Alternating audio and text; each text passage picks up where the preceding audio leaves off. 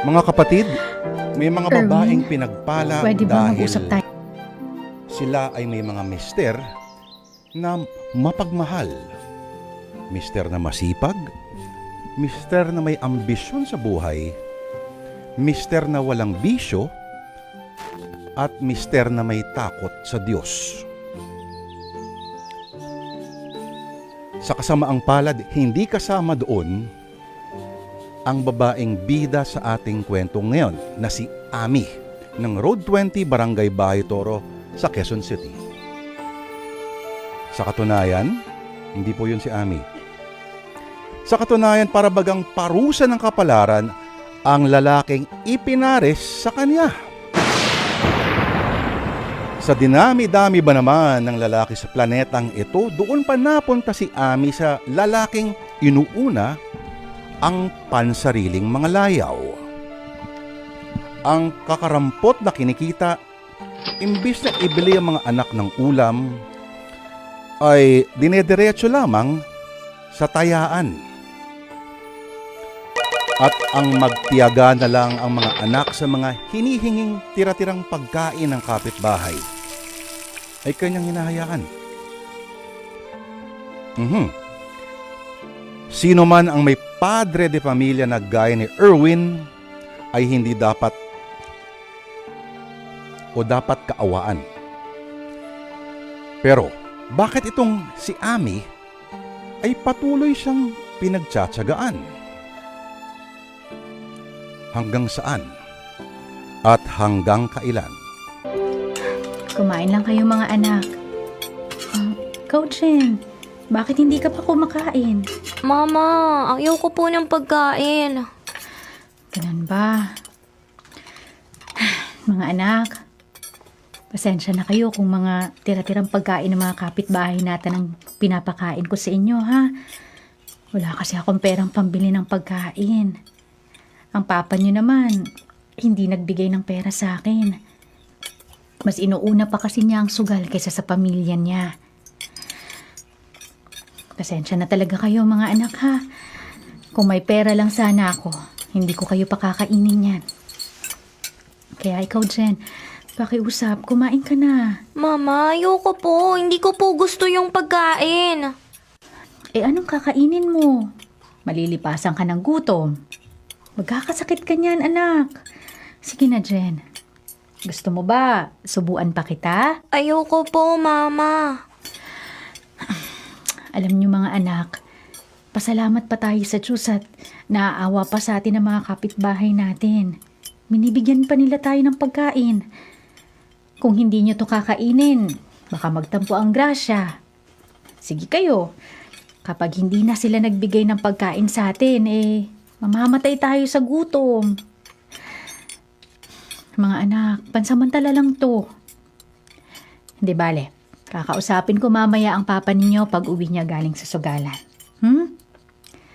Oh, Jen, hindi ka pa ba kakain? Ayoko po, Mama.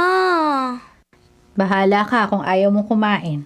Ngayon, huwag ka magrereklamo sa akin na nagugutom ka, ha? Oh, baka ang tatay niyo na yung kumakatok. Sandali, bubuksan ko lang ang pinto.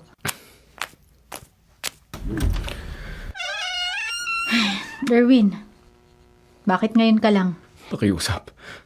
Huwag mo na akong tanungin pa. Tabi, papasok ako. Talo ka na naman ba sa sugal, ha? Pakiusap naman, Ami.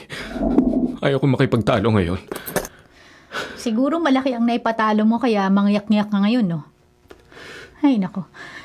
Kailan ka ba magbabago, Erwin? Isara mo na lang yung pinto. Pumapasok ang mga lamok ko. Erwin, pwede ba? Mag-usap tayong dalawa? Wala. Wala mag-uusap. Wala. Bakit ka ba nagkakaganyan, ha? Bakit ba hindi mo matigilan yung pagsusugal mo? Erwin naman! Mamamatay na sa gutom ang pamilya mo! Tapos ikaw, anong ginagawa mo? Ayun ka! Nasa sugalan! Sinabi lang ang tama na!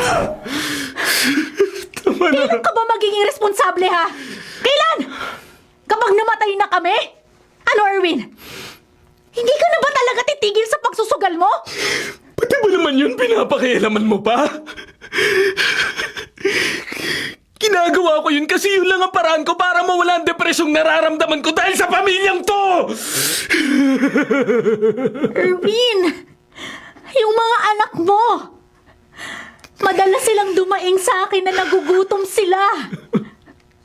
Wala naman ako may pakain sa kanila kasi wala kang binibigay sa akin. Kaya kahit tira-tirang pagkain ng mga kapitbahay, kinukuha ko na. Magkalaman lang ang sikmura namin. Erwin, hindi naman sikmura ng mga anak mo yung kinakain nila. Gustuhin ko man silang pakainin ng maayos sa pagkain, pero wala akong pambili. Hindi na ako makautang sa mga kapitbahay at sa mga kakilala natin kasi marami na rin tayong utang. Ayaw na nila akong pautangin hanggat hindi natin nababayaran yung mga nauna nating utang sa kanila. Tama na! Tama na! Erwin, ano ba? Ano bang plano mo para sa amin? Para sa pamilya mo?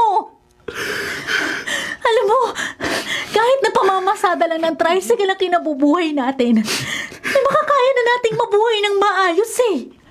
Basta tanggalin mo lang sa sistema mo yung pagkaumaling mo sa sugal. Pakiusap, Erwin! Pakiusap naman! Erwin, ngayon lang kita nakitang nagkaganyan. Ano bang problema mo, ha? Kayong lahat na nagpapadepress sa akin! Kayo! Sige. Kung nahihirapan ka na sa amin ng mga anak mo, ay aalis na lang kami. Nasaan na yung lubid? Nasaan na yung mga lubid? Teka, anong gagawin mo? Erwin! Erwin! Saan ka pumunta? Erwin! Lumayo ka sa akin! Huwag ka lalapit! Papa! Mama, ano pong nangyayari? Erwin! Erwin! Anong gagawin mo sa lubid, ha? Bitawan mo nga yan, Erwin! Ano ba, Erwin? Huwag ka makialam dito, Ami! Huwag ka makikialam! Magtataka ka na naman magpapakamatay, ha? Para ano? Para takasan yung mga pinagkakautangan mo? Ha? Kahit na magpakamatay ka pa, eh hindi matatapos sa problema natin. Inisan ko na magpapakamatay. Kaya nakikiusap ako. Bitawan mo na yan, Lubid. Huwag ka lalapit sa akin! Lumayo ka! Ano ba? Huwag mo lang pigilan! Gusto ko na mamatay! Gusto ko na mamatay! Erwin! Erwin! Bitiwan niyo nga ako! Lumayo kayo sa akin! Lumayo kayo! Erwin! Hindi ko hahayaang mawala ka sa akin. Hindi ako papayag, Erwin. Mahal na mahal kita. Makiusap. Tama na. Tama na, ha? Kung may problema ka, susolusyonan natin yun. Kasama mo ako. Tutulungan kita. Papa! Erwin! Inisa ko na magpapakamatay. Kapag namatay ka, paano na ako? Paano na kami ng mga anak mo? Nagtaka ka na magpakamatay dati, di ba? At kung hindi pa ako nakahingi noon ng tulong sa mga kapitbahay, eh baka matagal ka ng patay. Kaya pakiusap, Erwin.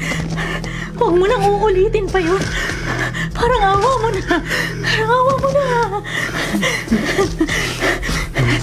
Sige.